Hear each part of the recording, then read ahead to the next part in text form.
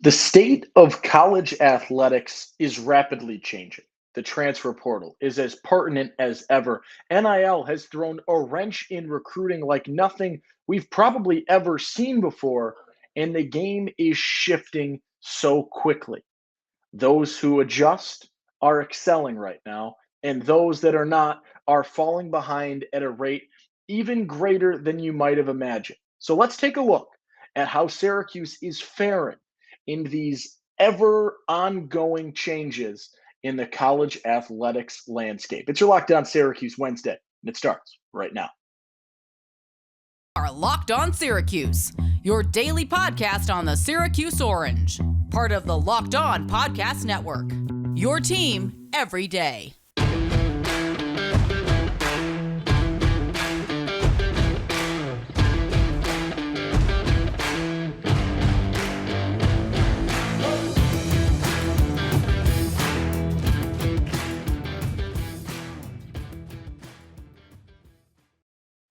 Hello, happy Wednesday, and welcome into your Wednesday episode of Locked On Syracuse. I'm Owen Valentine saying thank you so much for making Locked On Syracuse your first listen today and every day. Free and available wherever you get your podcast, part of the Locked On Podcast Network.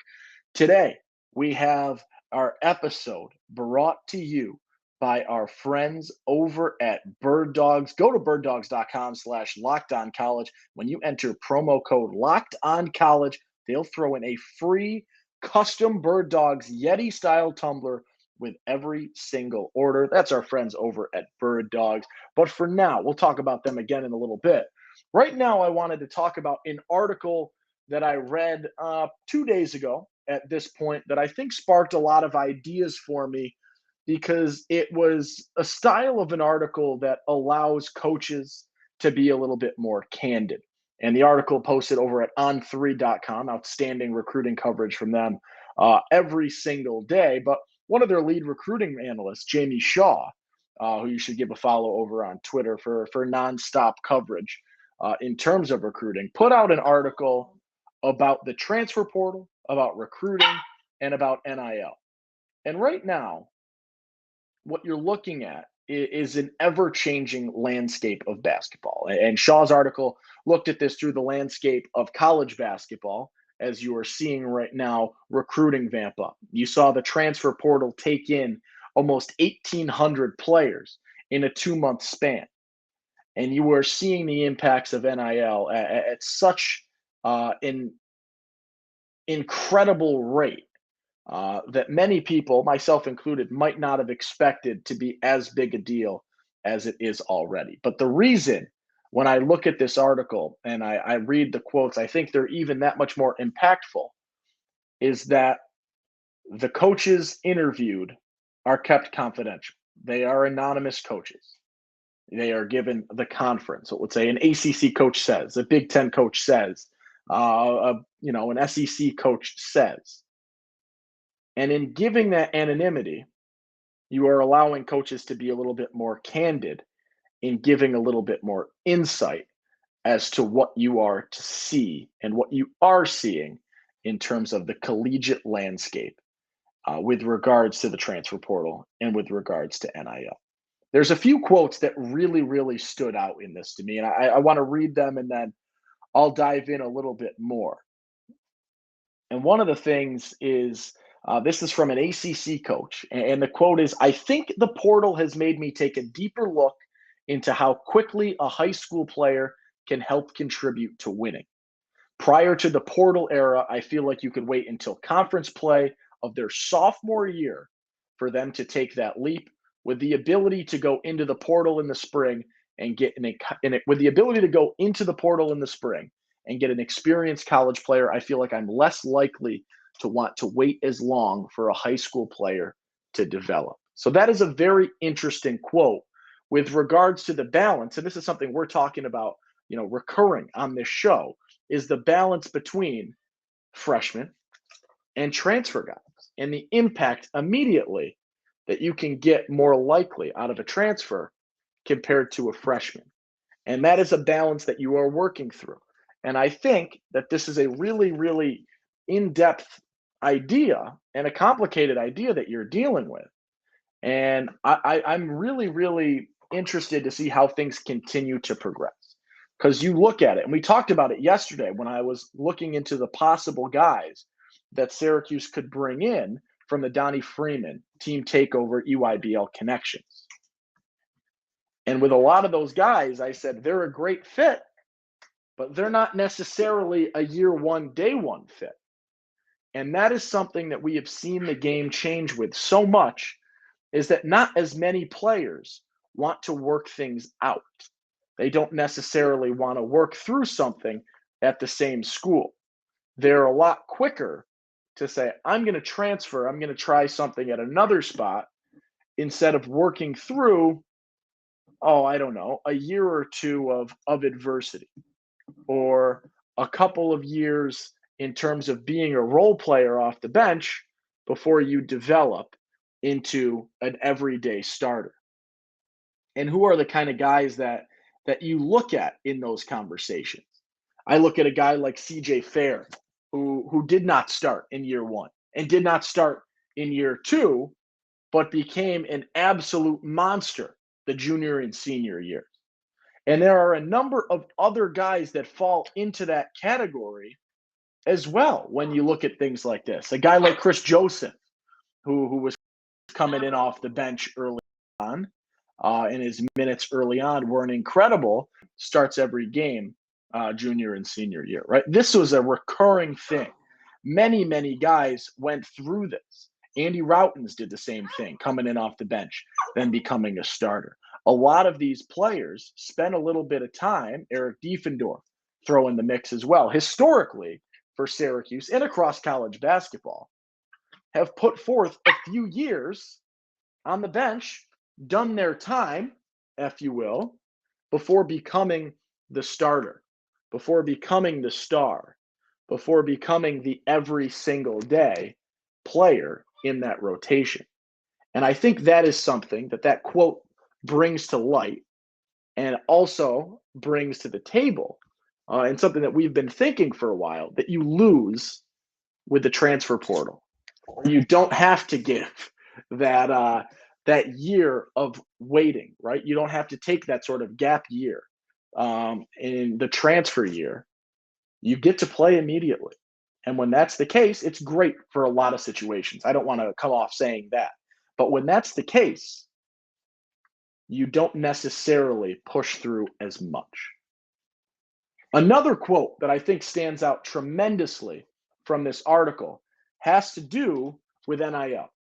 And we'll break it all down with regards to Syracuse a little bit more in a second. But there are a few quotes NIL-wise that really stood out. One comes from an SEC coach from this Jamie Shaw article over at On3. I recommend you go read the whole thing. But he says the obvious change with recruiting in the portal is you must have NIL even for marginal players. A large portion of these kids are transferring because they want more NIL, whether that's going from zero to something or to a school that has more resources than their current situation. And then, honestly, and this is from a coach in the SEC again, I'm not positive it's the same coach, but he says, when I speak to a kid for the first time and I don't bring it, meaning NIL, up, and they don't bring it up, it doesn't mean they're not about NIL. It simply means they're not going to answer my call the next time. 20 or more other schools are willing and ready to initiate the NIL conversation immediately.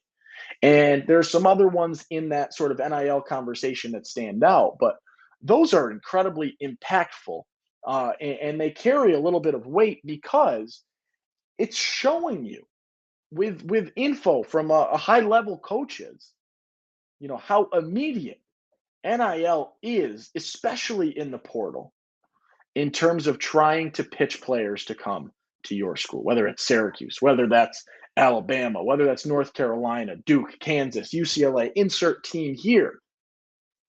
NIL is paramount to a team's success. And you can get recruits. You can open doors without it. And this is something else talked about in that article. But closing the door with the player coming to your school is so reliant on NIL. We're going to take a quick break. We're going to talk a little bit about Birddogs, and then we are going to continue this conversation on the other side, talking about what kind of impacts you've seen on Syracuse and Syracuse's handling of NIL and the transfer portal thus far. But first, Birddogs. This is one of I believe it's our newest sponsor here at Locked On, and they are absolutely incredible. I like the way they look. I like the way they feel. They fit incredibly. They make me look good. They're stretchy fabric. It makes my legs look great, and they're comfier than my other shorts and pants. That's the thing, right? They look really nice. They stretch. They're so comfortable. They want to be your everyday rotation type short or pants. They give you the freedom to wear one pair of shorts on the golf course, to a meeting, to a date, or just hanging out with friends. And that's really the big thing, is that versatility. The other day, I woke up and I was just hanging out around the house. I threw on a pair of Birddogs. I'm doing a little cleaning, doing a little tidying, messing around, having some fun hanging out with my two roommates. Tea time's coming up. I didn't even have to change my shorts. Stayed in the shorts. I looked great on the course, looked great in the house. I was comfortable start to finish. So go to birddogs.com/lockedoncollege. And when you enter promo code lockedoncollege, they'll throw in a free custom Birddogs Yeti style tumbler with every order. That's birddogs.com/lockedoncollege. All right, Owen Valentine here on your Locked On Syracuse Wednesday. If you're on YouTube, you've seen her. If you're listening wherever you get your podcasts, you probably heard her. Skylar is with us today, and she is in an aggressive mood, trying to bite my hands a little bit, maybe nip in my ear once or twice. So if you hear a bark, that's just Skylar saying hello. Let me be on YouTube. Look at this. She's going nutty today, having a lot of fun, but we are keeping Skylar in the mix today. She'll be up and down for the rest of the show. But right now, I wanted to break down those comments a little bit further. I wanted to look a little bit into this because, especially with regards to Syracuse basketball, it feels like they have handled things quite well, specifically Adrian Autry in this brief stint as the head coach at Syracuse. It feels like Adrian Autry is doing an outstanding job at this point in time, balancing these things. And one of the toughest things to balance in today's day and age of college basketball is the balance between freshmen and transfers. You get a finite batch of roster spots, right? You have 13 scholarships. You don't get 15. You don't get 11. You don't get, no, sometimes you do get around there when you deal with the Jim Boeheim punishment. But you get 13 scholarships. And with your 13 scholarships, you've got to figure out how you want to branch those out. Do you want to get youth that you can try and develop? When you go with youth, will they stay long enough to develop? Do you want to go into the transfer portal, get a more experienced guy that's got a couple of years under his belt already? You know what you're going to get. Freshmen come with a lot more question marks. Your upper tier transfers, more of the transfers, come with a lot more answers. You've seen finite evidence of what they can do at the next level. So finding that balance is something that I think you're going to sort of teeter-totter on for the next however many years before we get a little more information, before we see a little bit more. And that'll be the way things are for a long time in the NIL era, in the transfer era of college basketball and college athletics. So, what has Syracuse done so far? Last season, in terms of the freshman versus NIL debate under Jim Boeheim, or the freshman versus transfer debate under Jim Boeheim, you saw Syracuse go towards the freshman route. You bring in one transfer in Monir Hema, you bring in an absolute bunch of freshmen, right? Judah Mintz, Justin Taylor, Quadir Copeland, Malik Brown. Who am I missing? Chris Bell and Peter Carey. So they went with the freshman route last season. And you got some good impact from certain guys, right? Hema, a little bit off the bench, nothing too special in the portal. Justin Taylor, Chris Bell, Malik Brown, all played their role minutes well in whatever that role is. Some games starting, some games off the bench, some, stretches where it's a bit of everything. Judah Mintz, the best in the bunch in terms of recruiting, portal or freshman, really excelled. Immediate impact, huge statistically, leads the ACC in steals. Top 10 in points per game. Really solid year. And now you see him battling in the combine, and we sit here waiting for that decision to be made. This season, with Adrian Autry, seems like the switch is flipped a little bit. Got 4 guys in the portal. You lose 4, you gain 4. 1 guy in the true freshman class for 2023. So right now, you've got pretty much the exact opposite situation to that of last season. And I think that's not a terrible thing. I think the balance of some years you're going to have freshmen that you're going to want to see pan out versus some years you're going to have transfers is what a lot of these teams are going to do. You can't just abandon true freshmen. Some teams might be able to. You got to have one hell of an NIL collective to be able to pull that off.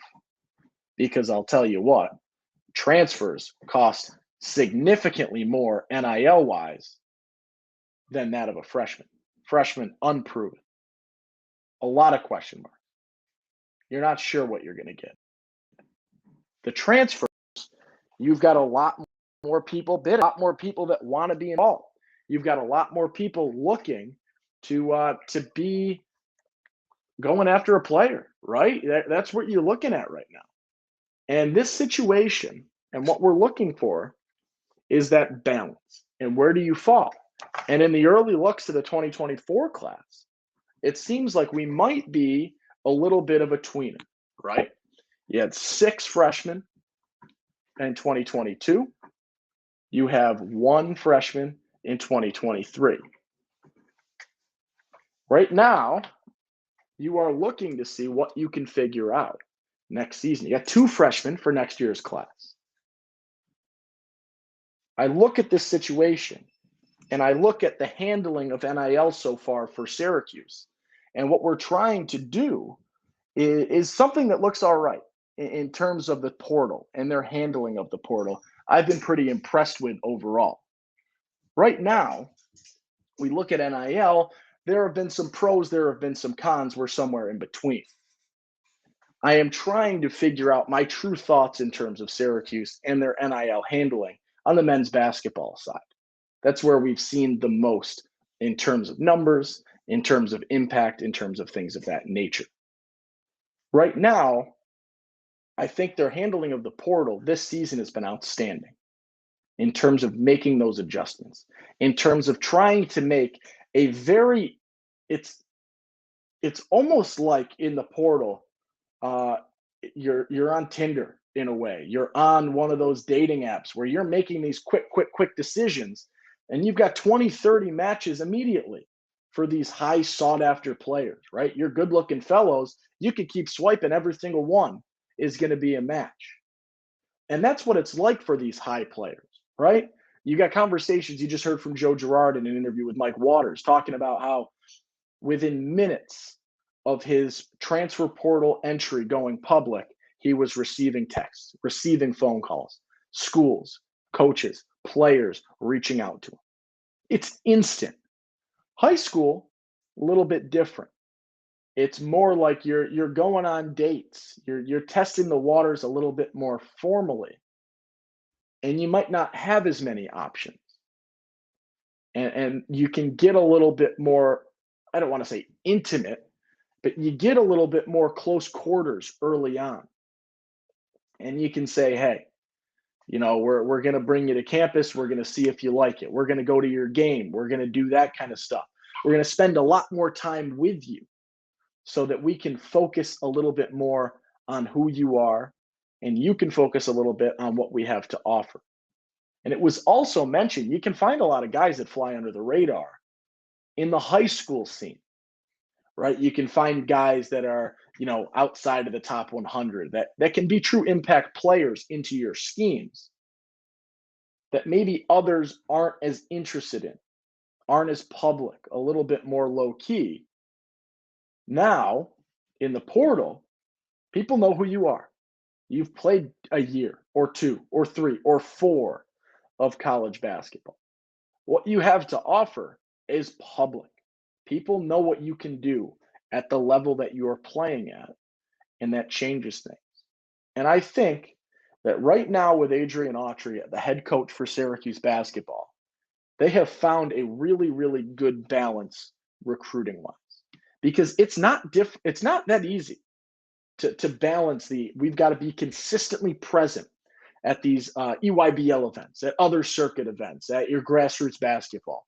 You've got to be consistently present for transfers, taking visits, being on campus, being, running through film sessions, things of that nature.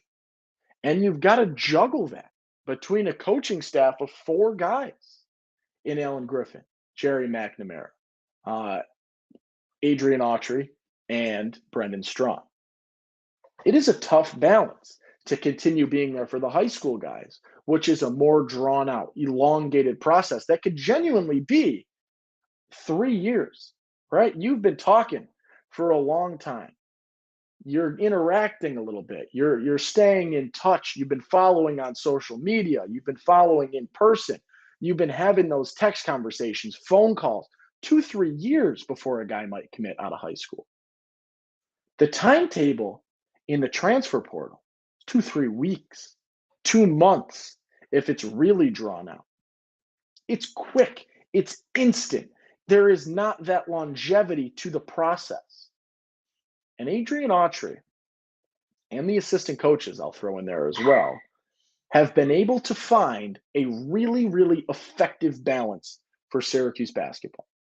They have been able to get the elongated, consistent presence at the high school side of things. And also, as you saw, getting 4 sought-after transfers in the portal in a very, very different manner. I'm impressed.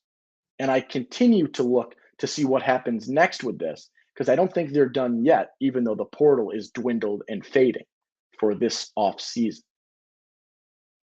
NIL-wise, I've given you my thoughts on NIL. I think Syracuse sometimes puts themselves behind the 8 ball with regards to their handling of it, but that's another episode, I think, at this point in time. I'll wrap by saying, in terms of Syracuse basketball, and you look at collegiate basketball and college athletics as a whole, it is an ever-changing landscape that is exponentially different from what it was just 3 years ago. Pre-portal changes, pre-NIL changes, things like that. And Syracuse and Alan Griffin and Adrian Autry and Jerry McNamara and Brendan Strawn have adjusted with the best of them in that capacity. And I will leave it with that. That'll do it for your Wednesday episode of Locked On Syracuse. Thank you so much for tuning in. Tomorrow, I don't know what we're going to do. We got to talk a little bit of football. We got to talk a little bit of women's lax heading into the Final Four for Friday. So stay tuned. See where we go. But I will catch you. I'm Owen Valentine. Thank you so much for making Locked On Syracuse your first listen today and every day. Free and available wherever you get podcasts. If you're watching on YouTube, if you're listening on Apple, Spotify, wherever, hit that follow button. Hit that subscribe button. Goes a long way. Helps me out a ton. But until tomorrow, I'm Owen Valentine. Be kind. Make somebody smile today. And I will see you tomorrow. Peace.